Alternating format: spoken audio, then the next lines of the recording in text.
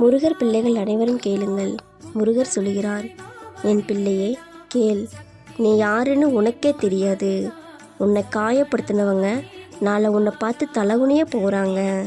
இப்போ நீ சின்னவனா தோணலாம், ஆனால் உன்னுள்ள இருக்கும் சக்தி பெரியது. அது சாதாரண சக்தி இல்லை, வேல் கொண்ட முருகன் சக்தி. நீ எவ்வளவு தடவை விழுந்தாலும் அதுக்கு மேலே ஒரு தடவை எழுந்துரு, அதுதான் உன் வெற்றி. நீ ஒன்றும் ஏமாந்தவன் இல்லை, நீ லேட்டாக ஆகிற ஹீரோ. உன் நேரம் வருது, அது வந்தால் நீ பேச வேண்டிய அவசியமே இல்லை, உன் வெற்றியே பேசும்.